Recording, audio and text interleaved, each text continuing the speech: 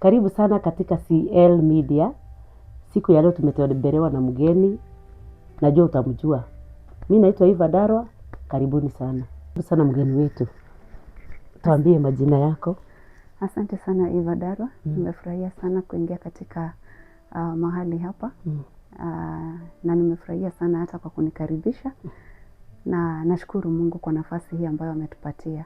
Mimi naitwa Teridi Wangeshi ama balozi wa Kristo. Balozi wa Kristo. Mimi najua Jehovah Witness, najua wengine. Balozi wa Kristo sijaisikia ni wa wapi hiyo.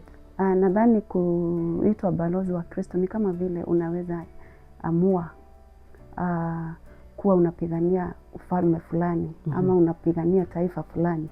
Na mimi kwa sababu napenda Kristo sana, kwa sababu ya kuniokoa na kunihifadhi, niliamua niwe mmoja wa wale ambao watakuwa wanatetea ufalme wa mbingu. Na ndio maana nikajiita balozi wa Kristo. Na sina uoga. Karibu sana basi balozi wa Kristo. Asante. Hebu tuambie maisha imekuaje? Kwanza kabisa niseme ya kwamba kama vile ambavyo tunajua kila mtu ako na story ama kila mtu ako na historia ya vile ambavyo amekuwa akiishi. Mimi kama mama ama kama mhudumu katika ufalme wa Mungu, maisha haijakuwa rahisi na haijakuwa tamu sana. Lakini kwa yote tunashukuru Mungu, ni kwa sababu anasema ya kwamba yote hutendeka kwa wema kwa wale ambao wanampenda huyo Mungu. Kwa hivyo ningetaka kusema ya kwamba maisha imekuwa na panda shuka zake, kuna milima, kuna miteremko, lakini yote tunashukuru Mungu kwa sababu amekuwa nasi, ametushikilia na mpaka wa leo tuko na nafasi ya kusimama. Ndio. Okay, maybe unipe historia yako kiasi, ulijipata aje umefika hapo mpaka ukajiita balozi wa Kristo? Wacha niseme ya kwamba nilikuja nikaelewa ya kwamba kuna tofauti ya kuhudumu katika ufalme na kuhudumu katika kanisa. Ama katika hizi vyumba ambavyo tunaita kanisa, hizi madhehebu ambazo tunaita kanisa. Na wakati ule niligundua ya kwamba kuna mambo ambayo pengine sisi kama wanadamu tunajipata tukifanya ilhali hayampendezi Mwenyezi Mungu, ama tunayafanya lakini hatuna ufunuo. Na baadaye tunakuja kuhesabu hasara kubwa sana, ni kwa sababu tulifanya bila ufunuo na bila kujielewa sisi ni akina nani. Kwa hivyo Mungu akanisaidia na akanipa ufunuo ya kwamba ni vyema hata kama unahudumu katika ufalme wa Mungu, uhudumu ukiwa na ufunuo. Ni kwa sababu ni kupitia huo ufunuo utakuja kupata faida ama manufaa ya huduma yako. Kuna watu leo hii wako katika kanisa na wameishi kanisani kwa muda mrefu sana. Wengine ni waibaji, wengine ni wainjilisti, wengine ni walimu wa neno, wengine ni mapastors, wengine ni mabishop, whoever they are. Lakini unapata ya kwamba hii kazi ya Mungu wamekuwa wakiifanya kwa sababu wanataka kuonekana. Ama wanataka jina lao liinuke zaidi. Lakini wanasahau ya kwamba hii kazi si ya mwanadamu. Hii kazi iko na mwenyewe. Unaona? Na kwa hivyo katika madhabahu yoyote ile ambayo inaitanishwa na Mungu, Mungu ndiye anafaa kupewa kipaumbele. Sio mwanadamu. Yeye ndiye mwanzilishi wa kazi njema. Kazi njema tu tunapoongea kuhusu kazi njema, si kuhusu mimi na wewe. Kazi njema ni ile pia inatendeka pale katika madhabahu. Kwa hivyo tunafaa kujiangalia sana, kujielewa sana, ili tukaweze kuepukana na uongozi ambao hauambatani na sheria ya Roho Mtakatifu. Sheria ambayo ni ya Ukristo, sheria ambayo ni ya kuleta watu pamoja na kuwaelekeza mbinguni. Okay, ukisema hivyo nikuulize wewe, nimesikia ukisema ya kwamba kanisa. Unaenda kanisa? Kwa sasa siyuko kanisani, lakini ninaamini ya kwamba mimi ni kanisa. Mimi ni kanisa. Ni kwa sababu hata Kristo atakaporudi, hatarudi kuchukua ile structure ama ile nyumba. Atakuja kunichukua mimi, atakuja kukuchukua wewe. Kwa hivyo tukirudi katika the basics of Christians, tunaelewa ya kwamba I am the church. I am the church. I am the one who carries God. Madhabahu ni mahali pa kukutana. Tukatiane nguvu, tukashikiliane na tukaweza kumwabudu Mungu kwa umoja. Lakini tunapofika mahali na kufanya madhabahu ikae ni kama biashara ya mwanadamu, hapo ndipo watu wanaanza kupata majeraha. Hapo ndipo watu wanaanza kuumizana. Hapo ndipo watu wanaanza mashindano. Ni kwa sababu sasa ninataka kuonekana mimi mzuri na yule mchungaji. Nataka kuonekana mimi ni mwimbaji mashuhuri na yule mchungaji. Yani ninataka kukua favored more than anyone else. Kwa hivyo hapo tunaanza kufanya mambo kama vile yanavyofanyika katika dunia. Na nikuulize kitu kingine, umekuwa kwa kanisa kwa miaka mingi, ukaona hii kitu ama ni nini ilifanyika uone mpaka uondoke mambo ya kwenda katika mkutano? Nimekuwa kanisani katika miaka mingi ambayo nilikuwa najielewa. Nimehudumu kanisani kwa vitengo mbalimbali, na nimekuja kugundua ya kwamba ukiwa katika madhabahu na ukose kujielewa, utapoteza muda wako, utatoka na majeraha, unaweza end up kuchukia Mungu, na si Mungu ako na makosa. Unaona? Unaweza hata pata mambo mingi sana ya kwako nyumbani haiendelei, ilikwama ama imeisha. Ni kwa sababu ulijipata mahali ambapo hapafai. Unaona? Ndio kile ambacho unafanya ni kizuri, lakini unakifanyia wapi? Unaona? Kuhudumu ni vizuri, na sipingi kanisa, na sisemi watu wasiende kanisani, lakini ni vyema tujiangalie sana mahali pale ambapo tunaenda kuabudu. Tujielewe sana, na kile kitu ambacho kitatusaidia kujielewa ni kurudi katika magoti. Tukue watu wa kuomba zaidi, tukue watu wa kusoma neno sisi wenyewe, si kugoja mpaka Sunday uende ukasomewe neno. Tusome neno, because the Bible says ya kwamba the word of God, it is God himself. Neno la Mungu ni Mungu mwenyewe. Kwa hivyo wakati ule unapata nafasi ya kujisomea neno la Mungu, unapata ufahamu zaidi. Unaona? Na kutoka hapo utaanza kukua na uhusiano mwema na Kristo. Utaanza kukua na uhusiano mwema na Mungu. I always call it a healthy relationship with God. Because kama hauna that healthy relationship with God, anything can happen. Yeyote anaweza kuja na kutoe katika ushirika wako na Mungu. Chochote kinaweza fanyika. Unaona? Unaweza jipata ukifanya mambo zile ambazo hazifai. Ni kwa sababu kwanza hauna ushirikiano mwema na Kristo, na so you don't value the friendship yenu na Kristo. Lakini the moment you start like kusoma neno la Mungu, kukua na nafasi sana katika maombi, definitely kuna mambo yako ya kiroho yataanza kufunguka. Kuna macho yako itafunguka. Unaona? Kwa sababu kile ambacho tunafaa kujua, hata tukienda madhabahuni, hata tukienda kuhudumu, ni kutengeneza urafiki mwema, uhusiano mwema na yule ambaye tunaenda kuhudumu kwake, na ni Kristo Mungu, mwana wa Mungu. Lakini unapata tumetoka katika njia hizo. Siku hizi tunahudumu inakaa ni kama huduma zetu tunazielekeza kwa wachungaji. Huduma zetu tunazielekeza kwa wanadamu, of which it is good, but will it benefit you at the end of the day? Ukifanyia mwanadamu, hiyo ulienda ukaimba, ndio ulifanya vizuri, lakini ulifanya hivyo kwa nini? Unaona? Ni kwa nini tunakaa kanisani alafu tunatoka tunasema hatujabarikiwa? Ni kwa sababu tunaelekeza huduma zetu kwa the wrong places. Na ni watu wote ama ni, najua kuna ule pengine anajijua? Si kila mtu, lakini majority of people, we missed the point. Unaona? Si kupenda, siwezi laumu yeyote, na siwezi sema ni ati najielewa sana. Bado niko katika hali ya kujifunza na kutafuta sana ili niweze nikaelewa. Lakini ni kwa sababu at some point tulijipata tumetoka katika hali ya kumtambua sana Mungu katika huduma zetu. Na unapata hata kanisa, kuna mtu hawezi kosa kwenda kanisa kwa sababu anaogopa anaogopa mchungaji atampigia simu. Unaona? Kuna mtu hata saizi anaweza hata jifinya, tuseme pengine there is something that is going on, kuna construction, kuna vitu ambazo zinahitaji pesa. Si vibaya kutoa pesa kanisani, lakini kuna mtu utajipata afadhali atoe pale kanisani na kwake hakuna chakula. Unaona? So what am I trying to say?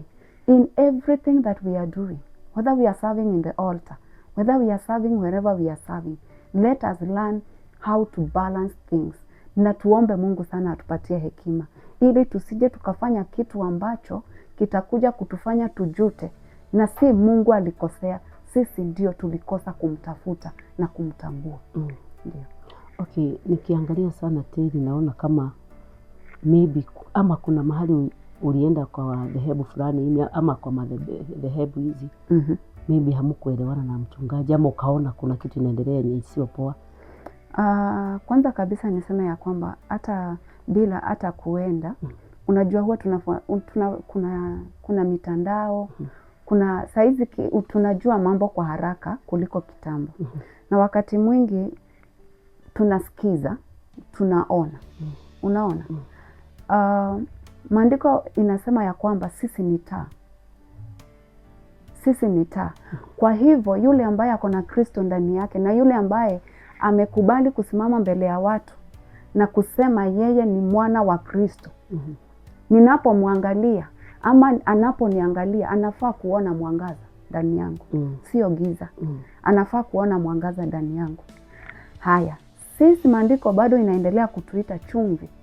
Chumvi ni ya kuweka ladha na kuleta utamu katika chakula.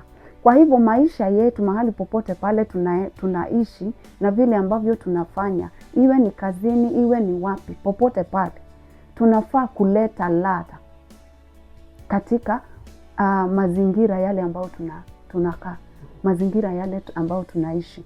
Wale ambao watu hawamjui Mungu, wanafaa kututazama, watamani huyu Mungu. Si kwa sababu uko na magari mingi, si kwa sababu uko na manyumba mingi, lakini ni kwa sababu maisha yako yenyewe yanavutia, yanaleta mvuto. Ni kwa sababu vile ambavyo unaongea, vile ambavyo unatembea, vile ambavyo unafanya mambo yako, yani kuna tu kitu ambacho ukisema wewe ni wa Mungu kabisa, watu wanasema ni ukweli, huyu ni mtu wa Mungu. Kwa hivyo ningetaka kusema nini? Mambo mingi si lazima nikae na wewe ndio nijue. Naweza kuwa natazama nikiwa tu mbali, na kuna mambo ambayo pengine nitaona na niweke maswali, nijiulize, na nikifuata huyu kweli nitamfuata tuende na yeye wapi? Ndiye huyu anapopanda pale juu, ile kitu anafanya kikubwa ni matusi, ile kitu anafanya kikubwa ni kulaani, ile kitu anafanya kikubwa ni kufanya hawa watu wajihisi wamedharaulika. Unaona? Mahali pale katika madhabahu ni mahali pa uponyaji. Mahali pale katika madhabahu ni mahali pa kuleta watu pamoja. Ni mahali pa upendo. Ni mahali pa, unajua, ni mahali ambapo mtu akiingia anafaa kusikia tofauti ya kule ametoka. Lakini kama akiingia mahali pale, hapo ndipo atalaaniwa. Akiingia mahali pale anatusiwa. Akiingia mahali pale kuna chuki. Akiingia mahali pale kuna mambo tu kama ile ameacha kule nje. Kuna tofauti gani? Kwa hivyo si kusema ya kwamba kuna mtu amenikosea, lakini ni kwa sababu Mungu amenipa ufunuo ya kwamba tunafaa kufanya zaidi katika kanisa. Ni kwa sababu tumekuwa ni kama tumechanganyika kidogo. Kwa sababu yale ambayo yanafanyika katika ulimwengu tunayapata kanisani. Tunatoroka kule kwa sababu sio kuzuri. Tunatoroka kule kwa sababu ya vita ambavyo tunapigwa. Lakini pia nikija hapa katika madhabahu, bado unazidi kunipiga vita. Maandiko inasema katika kitabu cha Warumi 12 ya kwamba tunafaa kutoka ama tusikuja kuiga mifano ya ulimwengu. Bali tukabadilishwe mawazo yetu. Na tukaweze kujiweka katika the will of God. Ili tukaweze kuelewa kile ambacho Mungu anataka. Lakini swali ni, tulifika hapa aje? Ya kwamba hakuna tofauti ya kule nimetoka na huku nimekuja. Tulifika aje? Kwa hivyo nafikiria ni wakati mzuri kama kanisa tujirudie na tuweze kurudi katika the original plan of God. We get back to the roots. Turudi mahali pale. Turudi, nasikianga watu wakisema turudi katika makutano. Ni vyema kama kanisa turudi katika makutano. Na nikiongea hivi, naomba kwa unyenyekevu, wachungaji, manabii, wainjilisti, waibaji, wakubwa wote wa kanisa mahali popote mlipo, mnapotazama. Naongea hivi nikiwa nimenyenyekea sana. Sipingi neno la Mungu na sipingi kanisa. Sipingi. Lakini ni vizuri tujue tuko katika nyakati hatari sana ambazo kama hatutakubali Roho wa Mungu atutawale, kanisa litaangamia. Kanisa litazidi kulia. Watu watazidi kupiga kanisa mawe. Ni kwa sababu tumekataa mwenye kanisa aliongoza. Na tumeanza kuongoza kanisa kwa tamaa za miili yetu. Na si makanisa yote. Si makanisa yote. Lakini kuna kule ambako tuko tu kama kanisa. Tuko tu na shida. Tunastahili tu tujirudie ili tukaweze kuondoa aibu ambayo inaendelea kuonekana katika madhabahu. Okay, kama vile umesema ya kwamba watu wengi hawajielewi. Na nafikiria katika Biblia inasema nyakati za mwisho kutakuwa na wapenda pesa, sijui kuuana, sijui nini, hiyo ndio neno inasema. Na kuna watu wengi hawajijui katika kanisa. Lakini bado Biblia inasema ya kwamba Mungu atatupea roho wa discernment. Kuna vile mtu akiwa tu bado kwa hiyo kanisa anaweza kuwa anajua kenye kinaendelea na anakaa tu hapo. Kwanza kabisa, asante sana kwa hilo swali. Unaweza jipata katika hali kama hiyo. Ni kwa sababu kwanza kabisa kama uliingia mahali pale na ukaingia katika starehe. Unaona? Ukaingia mahali pengine umekuwa kwa mlima ukiomba sana Mungu akuelekeze na akakuelekeza. Ulipoingia mahali pale ukaacha ile msukumo wa maombi. Ukaiacha. Ukiiacha utapata ya kwamba ni mambo, unajua ukiingia mahali hauendangi kwa sababu mahali pale pako sawa kabisa. Pia wewe unatumika kama kiungo kimoja cha kuboresha mahali pale. Unaona? Kwa hivyo unapoenda mahali pale unafaa pia ukue mtu wa kujihisi sana. Usiwe mtu wa kujisahau. Na usiende pengine upatiwe pengine a title, a position alafu ujisahau. Sasa uanze kuhudumu. That's why I'm saying wakati mwingine tunajisahau. Unajipata wewe ulikuwa very powerful in prayer, but because of a title, because of a position, ukajipata umerudi nyuma. Umeanza sasa kukimbizana. You want to maintain this. Sasa the relationship yako na God ikakuwa sasa iko kuna vile haiko strong tena. Unataka sasa kukimbizana na hii position because unataka kuonyeshana you are able, you are capable. Of which it is okay, but at the end of the day itakufaidi nini? Maandiko inauliza itafaidi mwanadamu nini hata atakapopata ulimwengu wote mzima. Hata ukipata kila kitu katika ulimwengu huu bila Kristo, utafaidika na nini? Bila kuangalia wokovu wako, bila kuenda na njia zile ambazo zinafaa, utafaidika na nini? At the end of the day, wewe utakuwa wa kuumia. And that is why unapata there is so much regrets. Watu wako nazo. Sijui nilienda kanisa gani nikahudumu hapo miaka 10. Sijui nilienda kanisa gani nikahudumu hapo sijui miaka ngapi, na hakuna nilitoa pesa. Mpaka wengine wanaanza kuitisha mapasta pesa. Sijui kama wewe yenye alikuwa anatoa ile wakati anaitisha hata tithe sijui nilifanya. But the thing is, ulipokuwa ukiserve, ulikuwa unaserve nani? That is the question. Unaona? Because the big challenge yenye tuko nayo, tumesahau mwenye tunaenda kuserve ni nani. Tumesahau tunaenda kanisani kwa sababu ya nani. Unaona? Sasa tumeanza kwenda kwa kanisa kwa sababu ya fear.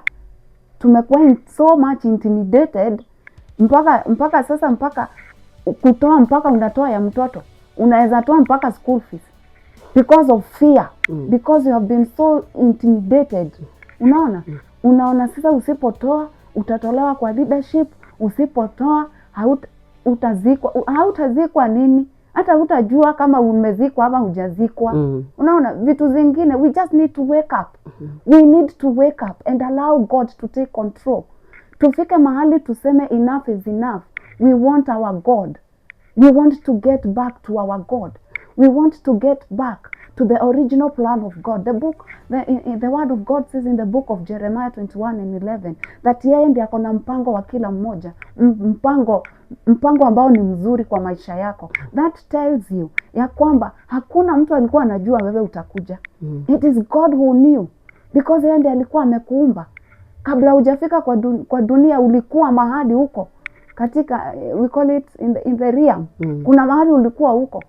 Unaona? Yeye ndiye tu alikuwa anakupanga vile utakuja, utapita kwa kina Ndarua, utapita huko. Unaona? Na mimi akajua nitapita kwa kina Kimani, huko ndiko nitapita. But he is the one who knows the purpose ya wewe kukua katika ulimwengu huu. Na the moment we forget that, na tunaanza kusearch mambo zingine outside the plan and the will of God, we will definitely fail. Na that is why unaona kuna kilio kingi sana. Watu wanasema hawaendi church, waliacha church, hawakuacha God. But hatutaki hiyo iendelee. We want to get back, all of us together. Turudi katika makutano, turudi pamoja katika njia za Mungu ambazo ametufundisha, kwa sababu neno la Mungu tumefunzwa. Ni vile ambavyo tulifika mahali tukaacha kufuatilia neno la Mungu na tukaanza kukimbizana na mambo ya ulimwengu. Haitatutosheleza. Mtu mwanadamu hawezi toshereka na mambo ya ulimwengu. Ni kwa sababu utoshelevu wa kweli unatoka kwa Mungu. Na kwa hivyo lazima Mungu akue in the mix ya kile ambacho unafanya. Lazima akue ndani. Ndio yale ambayo ninafanya yakaweze kufaulu. Unaona? The other thing that I would like to remind people, umeongea mambo ya discernment spirit. Ni vizuri kujua si kila sauti ambayo inaongea pale juu kwa madhabahu ni ya Mungu. Si kila sauti ambayo inaongea pale, ama si kila mtu ambaye anahudumu pale ako na uungu ndani yake. Kuna mtu ako pale kwa sababu ya matamanio yake. Unaona? Kuna mtu ako mahali pale kwa sababu ya matamanio yake. Kuna mtu mwingine pale ako pale amecheza plani yake, amecheza vizuri sana, anawahesabu mko wangapi, anaona mko 100. Sasa mkiwa 100 nitawashtua tu na kitu fulani niseme Mungu amesema mtoe dhabihu ya 1,111 na yule hata toa atakipata. So unapata those kind of threats. Ipo mpaka threats ziko kwa kanisa. Ziko. Threats ziko. Unaona? Watu wamekuwa threatened. Watu wameuza magari. Toka hapa nje usikie maneno. Watu wameuza magari. Wanakimbia. Wanaenda kufanya nini?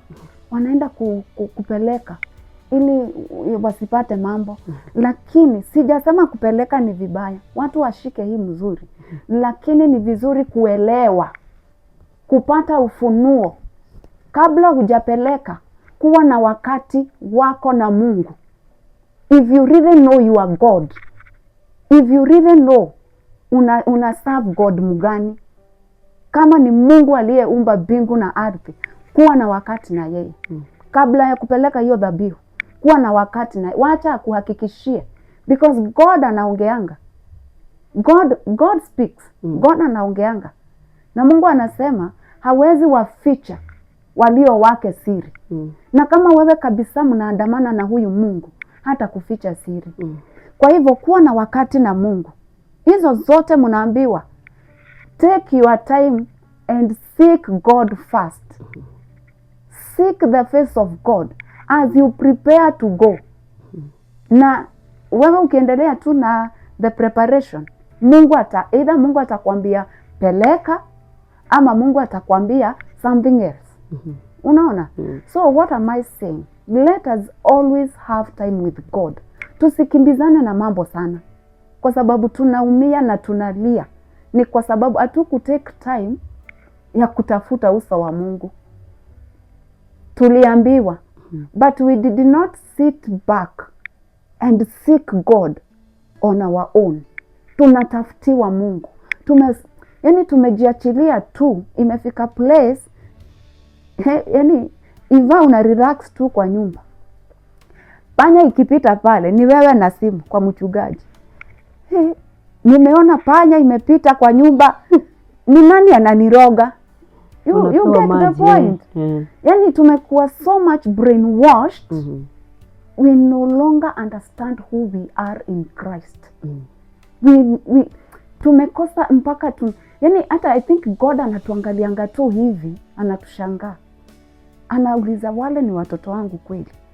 Wale ni watoto wale, yani nimepea kwanza hao wamama wanakimbizana na hii maneno. Nimewapea akili 6. Hakuna hata moja inafanya. Ndio huyo, yani tumebebewa. Akili zetu zilichukuliwa Iva.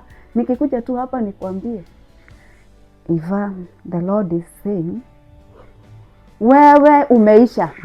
Kusikia tu the Lord is saying, I can see. Nianze tu kusema hivyo, wewe mpaka unaanza kutetemeka na hakuna kitu naona. But because kuna wale ambao wamesoma tactics za kucheza na akili za wanadamu, na the reason behind that ni kwa sababu tumeacha kutafuta Mungu sisi wenyewe. Unaona? So unapata at the end of the day tunaumia. Ulikuwa na 200, umepeleka hiyo 200 yote kanisani. Mungu alikupatia. Unaona? Mungu alikupatia because alikuwa anajua you need that. Kupeleka pesa na kusupport kazi ya Mungu, it is very good and it is very beneficial unapoifanya na ufunuo. Na ufunuo, the bottom line, it is kupata ufunuo wa chochote kile unafanya katika nyumba ya Kristo. Katika nyumba ya Bwana, chochote kile utaenda kufanya huko, iwe ni kuomba, iwe ni kuosha, ni kupanguza viti, ni kuosha hiyo gari ya pasta, fanya lolote lile unafanya na ufunuo. Na ufunuo. Usije ukalaumu Mungu baadaye na kumbe wewe ndio ulijipeana. Unaona? Kwa hivyo turudie neno la Mungu. Unaona? Turudie neno la Mungu. Iva, beba Biblia. Wamama wakienda clinic hawaachangi vitabu za clinic. Wanaziwekanga kwa handbag. Iva, turudie maombi. Turudi kwa magoti. Tulilie nchi yetu, tulilie kanisa, tulilie watoto wetu, tulilie wazee. Yani kuna mambo tu mingi inahitaji turudi kwa magoti. Tuache kujiangalilia mambo na tuache kukaa kama watu ambao wale ambao wamesahau kwenye walitoka, wakasahau Mungu wao. Tumesahau even our identity in Christ. Tumesahau. And that is why tunaachilia wengine watukoroge. Tunaachilia wengine watusikilizie bingu. Ni vizuri sana. In fact napenda manabii. Nawapenda sana. Lakini ukikutana na yule si wa ukweli, utakionja. Utakionja kwa sababu ndoa itaisha. Magonjwa yatazidi kwako. Because atakuwa anafunga hapa, anaenda anatomboa pale.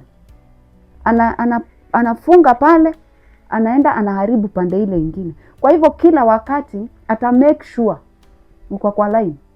Kila wakati kwa line, na anakupea namba yake personal. Unampigia. Ndio uwe unampigia. Unaona? Lakini tunaporudi katika makutano, turudie Mungu, tumwambie Baba tumekosea.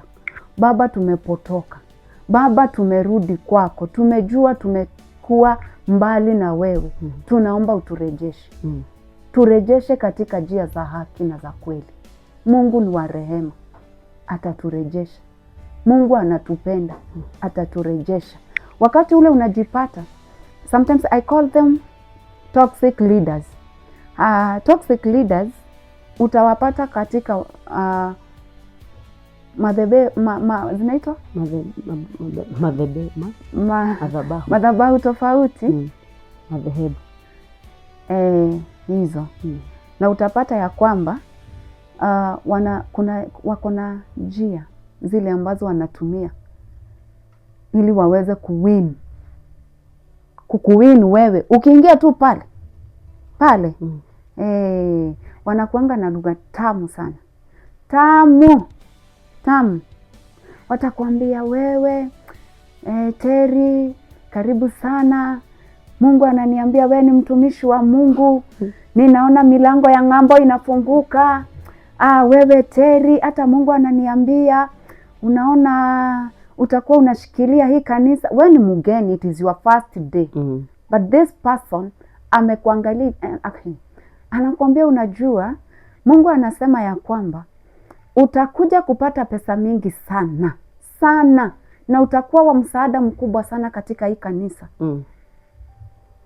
Sasa wewe Terry, kama hujielewi, wewe na Mungu mumepoteana. Kwa sababu sasa utaanza kukibizana sasa na huyu mtu, ndio hizi pesa mingi zifike, milango ya ng'ambo ifunguke, leadership nayo umepewa tayari, umefanywa chairlady. Na si ati hakukuwa na chairlady, mpaka kumecreatiwa tu ka group. Ndio ushikwe mateka. Unapokaa mahali pale, badala ya kuzidi kuinuka, unajipata hata ni kuisha umeisha. Ni kwa sababu gani? Haukutake time ya kutafuta Mungu. Haukutake time ya kuhear from the Lord. Tusijidanganye na tusikubali kudanganyika. Mungu anaweza nena na kila mmoja. Alinena na punda. Mbona asinene na wewe? Mbona asinene na wewe? Ananenanga mpaka na walevi huku kwa barabara. Watu wanaamini hivyo kweli? Nafikiria tunahitaji turudi kumwamini Mungu wetu. Turudi katika hali ya kumwamini sasa. Tujue God can speak. God anaweza tumia hata mtoto mdogo. Akaweze kukunenea ama akaweze kukwambia, Eva, usifanye hivyo. Usirudi hapo. Usifanye. Hata Mungu anakunenea wewe. Kabla mwingine hajajua, wewe unafaa kuwa umejua. Mwingine akileta itakuwa confirmation of what you had. Unaona? Lakini si kila wakati. Jesus. Mungu tu atusaidie. Eva, ilifikaje mpaka tukafika katika kanisa yetu ndio Mungu tu anakuanga? Ukikuja kwa church yetu Eva, utaona Mungu. Surely. Nisikia mwingine akisema ati pastor wao ndiye ananena na dini za mbinguni direct. Hallelujah. Dini. Hallelujah. Mwingine nilisikia akisema Mungu anakaanga kwao kanisani, kwa kanisa yao, kwa makanisa zingine yeye hutembea.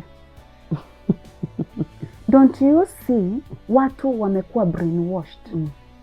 Maandiko inatuambia Mungu, watu wengine ama si kila mtu, si watu wote, lakini watu wengi wamepotoshwa. Watu wengi, naomba msamaha kwa msikilizaji na mtazamaji, simaanishi kila mmoja, lakini watu wengi wamepotoshwa. Wakati ule umeambiwa Mungu tu anapatikana kwa kanisa yenu, does it mean the moment umetoka kwa hiyo kanisa umeacha Mungu mahali pale? Umeenda peke yako. Wewe huoni kuna mambo ambayo haiko sawa? Unaona? Lakini tukijitafutia, nirudie hii. Sijasema watu wasiende kanisa, lakini jihadhari sana mahali ambapo unaenda kuhudumu. Jihadhari sana. Usije ukakuwa unahudumu mahali pale ambapo unapotoshwa badala ya kuletwa karibu na Mungu.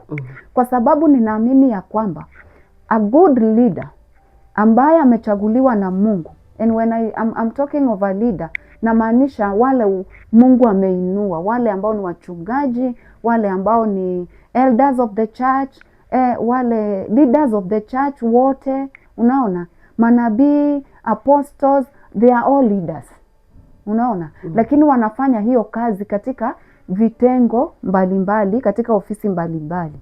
Katika hiyo hali,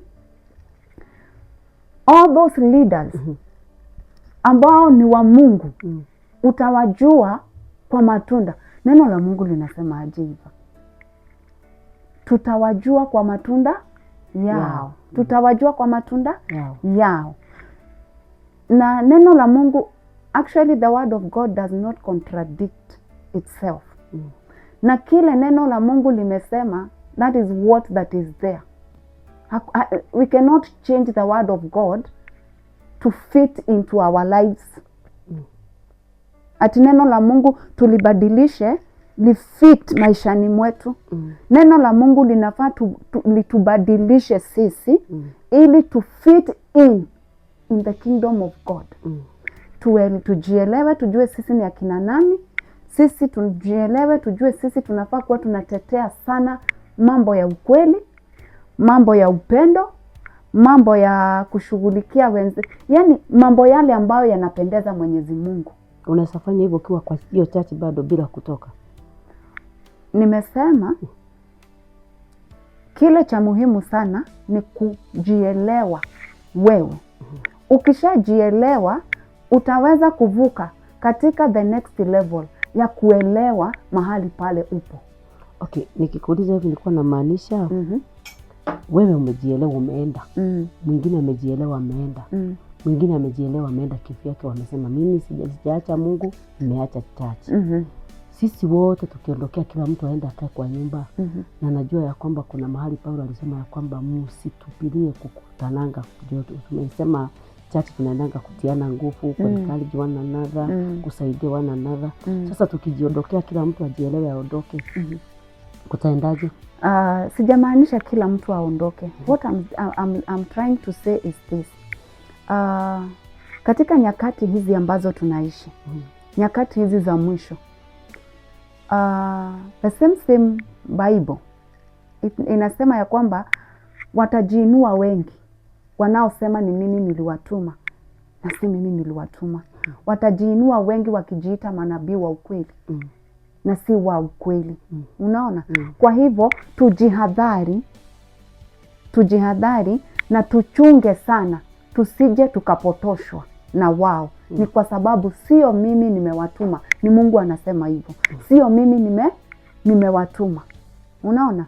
Haya, ukirudi katika kitabu cha Yeremia 7 kuanzia pale mstari wa kwanza uteremke tu nayo. Inasema ya kwamba munazini mkiwa katika madhabahu. Munafanya maovu mkiwa katika madhabahu. Munapotosha watu mkiwa katika madhabahu. Na munadanganywa, siwezi waangamiza ni kwa sababu muko katika madhabahu. Enendeni Shilo mkaone kile nilifanya. Ni Mungu alimwambia Yeremia akaweze kuambia the Israelites waache kujidanganya ati kwa sababu wako ndani ya kanisa Mungu hawezi waadhibu. Unaona? Kwa hivyo ninataka kumaanisha ya kwamba kwenda kanisa si kuenda tu. Lakini ni kuenda kufanya kile ambacho kinafaa kufanywa kanisani. Unaona? Tumeenda kanisani kutafuta uso wa Mungu, tumeenda kumwabudu kwa roho na kweli, tumeenda ili tukawe ndugu na dada, tukashikiliane. Siku ya leo ni unapata badala ya kushikiliana tunavunjana moyo. Badala ya kushikiliana ni masengenyo. Badala ya kushikiliana ni kutoana nguo. Nikijua tu Eva umelala ukichapwa na bwana yako, nauliza Thursday itafika lini twende fellowship, niende nikaambie wamama wenzangu. Hiyo ni kanisa, huo ni ushirika. Kwa hivyo when I talk about just going to the church, I'm being a church person. Just check yourself. Kwanza check yourself before hata tufike pale kwa wale wanatuongoza. Wewe mwenyewe unapoenda pale uko aje? Unaona? Umeenda kwa nini? That's why umesikia nikirudia hiyo sana. Una serve kwa nini? Umeenda church kwa nini? Unapata hata church, huyo ameolewa, huyo ameoa, lakini wameshikana na wameanza urafiki ambao hauleti heshima kwa Mwenyezi Mungu, na wote wako kwa ndoa. Unaona? What does that show you? The fear of God is no longer there. Unaona? Watu wamekuwa sasa, yani imefika place, it's like God does not exist. But I'm here to remind us that God is real. God is there. God is there. Very much there. Na hajalala. The Bible says he doesn't slumber. Halalangi.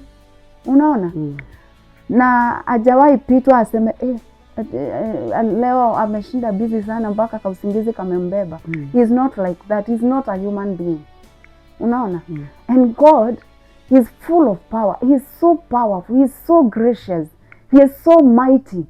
Ati mpaka akiwa tu hivyo anatuambia njooni tusemezane. Akiwa tu na hiyo nguvu kubwa hivyo, akiwa na hiyo mamlaka yote, anatuambia my children, come we reason together. Come we reason together. That says, ama that means, Mungu ako tayari. Ako tayari kutu embrace. Ako tayari tukimurudia. Ako tayari kuturejesha katika njia zake, njia za haki. Ni mambo mingi, isipokuwa I know, isipokuwa ni vile saa zingine tunaficha, tunataka the name church iishi kuwa safi. But hii ni kama mimba ambayo imetoa nguo. Haiwezi fichika tena. Na hatuwezi ruhusu watu wapotee. Eva. And so, wacha turudie Mwenyezi Mungu. Wacha tukarudi katika njia za haki. Wacha tukarudie, kama umeokoka, okoka tu. Kaa katika huo wokovu. Kaa katika kile ambacho wokovu inamaanisha. Unaona? Na huwa naona like watu wawili wakiwa wanapendana, huwa wanatafutana sana. Mara kwa mara wanatafutana. Unaona? Urafiki huo ndio usije ukakatika. Hivyo ndivyo Mungu anataka. Tufanye urafiki na yeye. Unaona? Tuwe waombezi, watu wa kusoma neno, nimesema sana. Because that is the only way tutaweza kujielewa. Let me tell you. That is the only way tutaweza kujielewa. Because tuko kama mtu tuseme, saizi ukagonjeka ukose kwenda hosi. Ukae tu kwa nyumba. Ama wewe uendelee tu na shughuli zako, but unasikia kabisa ndani yako hauko sawa. Ujue mwili wako utaendelea kudhoofika. Na pengine utakuwa unaenda unanunua Panadol. Unameza. Hivyo ndivyo tunaishi maisha ya Ukristo. Tuko na mambo ambayo yanatusonga, lakini tunaendeanga Panadol. Tunameza. Tunaendea Panadol next Thursday. Tunatuliza. Tunaendea Panadol Sunday. Tunatuliza. Lakini kiini cha matatizo yetu hatujakielewa. Hatujakielewa. Na tena upata ya kwamba ukweli haupo. Kwa hivyo nitaogopa nikwambie wewe Eva, umekuwa na ndoa, umekuwa na uhusiano na mtu na si vizuri. Utapata kuna kwingine huwezi ambiwa hivyo. Kwa sababu Sunday na kuhitaji. That means sijali maisha yako, sijali moyo wako utaenda wapi. Unaona? Sijali kesho yako. Kwa sababu kile ambacho tunafanya saa hizi, si maandiko inatuambia tutavuna. Tunapanda leo. Kile unafanya saa hizi ni kupanda. Na utakuja kuvuna wewe na kizazi chako. Unaona? Sasa tunapofika mahali pale ambapo we can do anything in the church. Naamini ya kwamba kanisa inafaa kuwa yani safi bana. Safi Eva. Hata mgonjwa akikanyanga kwa hiyo compound tu Anapona. anafaa kupona. Anafaa kupona. Iva anafaa kupona. Kuna siku itafika hivyo. It's possible. It is possible because God is there. Mungu yupo na ako tayari. Ako tayari kutukubali mara tena. Turudi katika njia za Mungu. Unaona? Turudi katika njia za Mungu, tuogope Mungu, tuache kufanya mambo ya aibu na tunazidi kujiita tu watu wa Mungu, tuache kumwaibisha Mungu. Unaona? Na tuache kuaibisha kanisa. Unaona? Kwa sababu wewe unaitwa Eva Ndaru. Sidhani unaweza fanya mambo yenye itafanya Ndarwa haaibishwe. Hivyo ndivyo Mungu anataka tupiganie ufalme huu ambao ametuitanisha nao. Unaona? Ametufanya watoto wa kifalme, watoto wa ufalme wa mbingu. Tunafaa kuwakilisha baba yetu hapa duniani. Saa zile ambazo tunafanya mambo kinyume na kile ambacho kinafaa kufanyika, tunafanya nini? Tunaaibisha Mungu. Ni nani atatamani kukuja kanisani? Kwa ploti zetu kwenye tunaishi, mimi nasema nimeokoka, lakini bwanangu akiingia tu hivi, matusi ikianzia kwa mlango inaenda kama wimbo. Unaona? Vitu zingine tunafanya, in fact zinafanya watu wakae mbali na yule Mungu tunaongelelea, instead of us being the children of light, tukue mwangaza kwa wale ambao hawajaona huu mwangaza. Na wewe kama Teddy, uko na jukumu gani ama ni jukumu gani umechukua ya kuhakikisha ya kwamba hii kitu naongea ifikie watu wengi, ama hii kitu na nena ya kuhusu kanisa imechafuka na tunafaa kurejea kwa Mungu, tunafaa kuwa wasafi, tunafaa ni jukumu gani umechukua? Kwangu kuna mambo kadha wa kadha ambao nimeweza kuchukua. Nimekuwa nikipost messages ambazo utazipata pale katika mtandao wa Facebook. Ukienda usearch Terry Wangeshi utapata baadhi ya messages ambazo nimeweka hapo. Nyingi zinaongelelea mambo ya kumrudia Mwenyezi Mungu. Pia niko na kikundi ambacho kinaitwa Light After Dark Mission.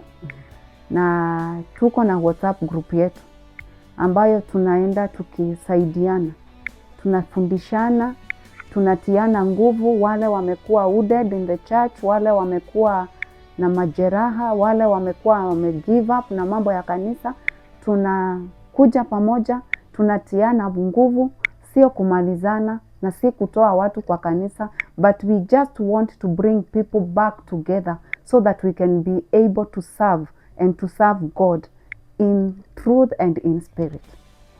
Kwa hivyo kama kuna pengine mtu yeyote ako pale anasikia amefinyika, alijeruhiwa, yeye ni ile group inasema I left church but I still have my God with me, it is good, but we also need to understand, baada ya kutokuwa ukiwa mshirika wa kanisa, unafuata njia gani ili usije ukajipotoshe pia wewe. You cannot isolate yourself forever. Unaona? Kuna wakati wa kuheal. Iva, ndio ukitoka hapo utakuwa na nguvu ya kustahimili kuingia katika vita mara tena. Hata mwanajeshi akiwa vitani, Iva, akijeruhiwa haambi yangu endelea na vita, anaondolewa kwanza, aende anafanyiwa matibabu. Akishapona ataweza kurudi, na si lazima arudi mahali pale alikuwa, atarudi kulingana na vile ataelekezwa na kiongozi wake. Kwa hivyo yeyote yako hapo na ungetaka kujiunga pamoja nami ama kujiunga pamoja na hicho kikundi ambacho kinajiita Light After Dark, unaweza ni DM pale Facebook, alafu tutaongea zaidi. We are not here to destroy each other. Hatuko hapa kumalizana, hatuko hapa kupiga kanisa, hatupigi kanisa na hatuwezi piga kanisa. Kanisa ni mwili wa Kristo na hakuna yeyote ambaye atainuka kinyume na kanisa atafaulu. Hakuna. Lakini ni vizuri tutiane nguvu, tujengane. Unaona? Kuna kujengana. Tukishajengana tutaweza kupata nguvu ya kurudi vitani mara tena. Kwa sababu kuna watu walijeruhiwa na hawajaipata mtu hata wa kuwauliza ulienda wapi, hata simu ya follow up. Lakini saa zingine simu ya tithe hujatithe unaipata. Kuna ushirika na tunatoa 500 utaipata. Na hiyo imeumiza watu wengi sana. But when you are sick, when you need people to come and be with you, when you need an encouragement, you don't get it. But there are some other communications that you will get, but when you communicate and say you are a bit down and you are not feeling well, you get like, it is okay, it is well, my brother, we are praying for you. It is well, my sister, I'm praying for you. Find time and come to church. Lakini umesema you are not okay. Unaona? So I think we just need to come back to our senses as a church. Tuelewe tu sisi ni akina nani. Unaona? Kanisa la akina Paul lilikuwa linatafutana mpaka kwa community. Ukisoma maandiko utaona walikuwa wanatafutana, and that is why hilo kanisa halikuchoka hata kuserve. They used even to sell their property. Ndio wa support the work of God, because they saw the benefit of supporting the work of God. In fact, we are not asking for money. We are just asking for that fellowship. That fellowship.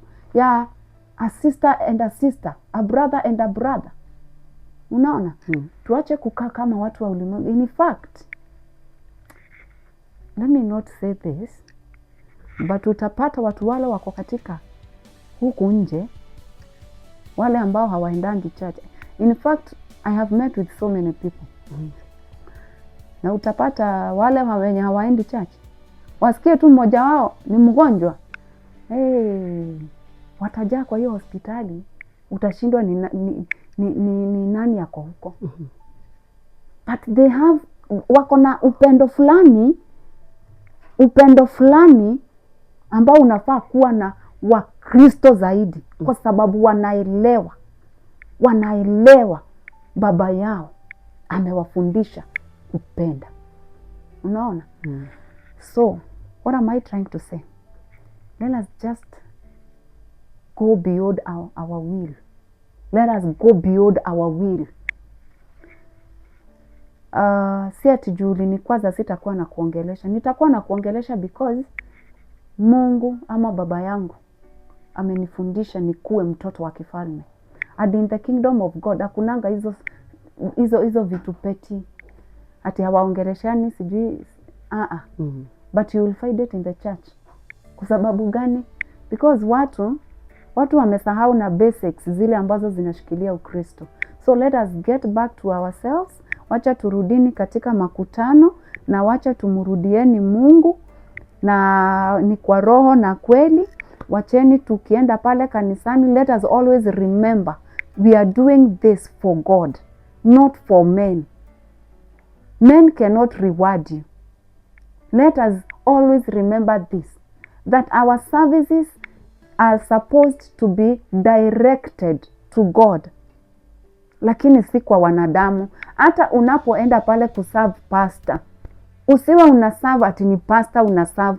Do it ukijua you are doing it because wewe ni mwana wa Mungu na unafanyia mwana wa Mungu. Unaona? Kile unafanya, fanya kile, chochote kile unafanya. Hata maandiko inatuambia hivyo. In the book of Colossians. Inafanya chochote kile unafanya, ufanye ukijua unamfanyia nani? Unamfanyia Mungu. Usiende ukafanya akili zako zitoroke ama zipotoke, ujipate katika hali tatanishi. Ni kwa sababu ulibadilisha kile ambacho ulikuwa unafanya kwa sababu ya Mungu, ukafanya ikuwe ni kwa mwanadamu. Mwanadamu hawezi kukulipa chochote. Mwanadamu hata akikupigia makofi, it is over. But God will never forget. Unaona? So tukifuatilia hata maandiko sana, utapata kuna kuanga tu na mambo yanafanyika because a certain time mtu fulani alifanya kitu fulani, either kibaya ama kizuri. So let us always remember whatever we do, wacha tufanye tukijua ya kwamba tunafanya kwa sababu ya Mungu. Iwe ni kusaidia mtu kwa barabara, do it for God. Iwe ni kufanya nini kwa kanisa, do it for God. Na turudi katika makutano. Turudi katika makutano na Mungu atatubariki, ataturejesha na tutaanza kusikia utamu wa kukua wana wa Mungu. Nimekusikia na nimeelewa kiasi. Okay, kuna swali moja tu ningetaka kujua. Mimi wanasikia watu wa maybe pastors ama bishop ama father ama nini. Nasikianga watu wakimsifia sana, wakisifia mapastors wao. Kila saa kitaja my father, my daddy, mpaka unakuta saa zingine hata waguzi Mungu mahali. Lakini atasema baba yangu alimenifundisha, my bishop, my pastor, hiyo inakuanga aje nayo? I think hapo ndipo sasa tulipotea. Unaona? Hapo ndipo tulipotea ni kwa sababu kwanza ningependa kusema ya kwamba ni vizuri kuwa na hao wazazi wa kiroho. Hao wazazi unasema tunaita wazazi wa kiroho. Ni vizuri sana. Ni kwa sababu katika safari ya kiroho tunawahitaji. Kwa sababu ya hekima yao na neema ambayo wamebeba. Ni vizuri sana, lakini tusiende zaidi. Maandiko inasema kwa kila kitu tufanye kwa kiasi. Unaona? Usiende zaidi, usiende ukamfanya Mungu. Usimfanye achukue nafasi ya Mungu. Ni kwa sababu kile tuseme saa hizi, tuchukue mfano wa tap ya maji. Tap ya maji inakuanga muhimu kwa sababu ya iko connected to the source. Unaona? Iko connected to the source. Kwa hivyo kama haiko connected to the source, haina maana yoyote kwa sababu haitaleta maji. Number 2, ni vizuri pia kuangalia iko connected to what kind of a source. It could be a clean source or a polluted source. Na zote zitakuja na zitakuadhiri positively or negatively. Unaona? Kwa hivyo ni vizuri. Ni kijibu swali lako nisema ya kwamba it is good kuwaita vile ambavyo wewe kama, sitaki kuambia mtu asiitane. Vile ambavyo utaona inafaa muite hivyo. Vile ambavyo utaona inafaa muite hivyo. Lakini usimuweke katika nafasi ya Mungu. Usimuweke katika nafasi ya Mungu. Asichukue nafasi ya Mungu. Kwa sababu maandiko inasema, inatuuliza ni kitu gani kinaweza tutenganisha na upendo wa Kristo? Ni kitu gani? Kwa hivyo hakuna kitu chochote kinafaa kukuja katikati yako na Mungu. And that is why Eva, I have been insisting on this. Hata ukienda kupeleka sadaka, seek God first. Because God should be always before everything else. Mungu anafaa kuwa mbele ya kila kitu. Mbele ya kila kitu. That's why you pray in the morning. Ukiamka tu hivi, kabla hujafanya lolote unamtanguliza. Kwa sababu Mungu, he is Alpha and Omega. He is beginning and the end. What does that mean? Kwingine iko na maana nyingi, lakini just to simplify it, anataka kutuambia mimi ndiyo mwanzo na ndiyo mwisho. Mimi ndiyo mwanzo wa maisha yako wewe Terry, na ndiyo mwisho wa maisha yako. Mimi ndiyo sababu ya maisha yako. Usije ukajidanganya. Usije ukasahau. Unaona? Kwa hivyo mimi sipingi, ni vizuri kuwa na wazazi wa kiroho. It's very important because we need them. And wametuguide vizuri sana. Lakini hata wao wanasema tujichunge. Hata hao mababa ama wazazi wetu wa kiroho wanatuambia tujichunge na wale ambao wanajiita ni wa Mungu na si wa Mungu. Na si wa Mungu. Kwa hivyo wanataka kutuambia nini? Hata sisi tujifundishe kutafuta uso wa Mungu zaidi, ili tukaweze kupata hekima ya kiungu na tukaweze kupata ufunuo zaidi tunapotembea. Si lazima upatane na hawa watu kwa barabara. Kwa makanisa. Utawapata hata kwa mabiashara, mtakutana na wao. So as they continue to mentor us, as they continue to lead us, we learn more because of what they are teaching us. Nimefurahia sana Terry. Thank you so much. Kwetu. Asante. Na najua ya kwamba kila mtu amejifundisha kitu. Najua siku nyingine tutakuita pia. Utuelezee hiyo safari yako unaendelea aje. Asante. Na najua utakuwa karibu tena. Asante. Kama vile tumesikia story ya Terry, mimi kwangu maybe utupe maoni yako. Kama wewe ushaikuta ama ushaiona mtu ako na vidoda ama kukwaruzwa kutoka katika kanisa. Comment kwa page yetu, na kama uko hapo ungetaka kushare story yako, wasiliana nasi. Mimi naitwa Eva Darwa. Kwaherini. Mungu nipe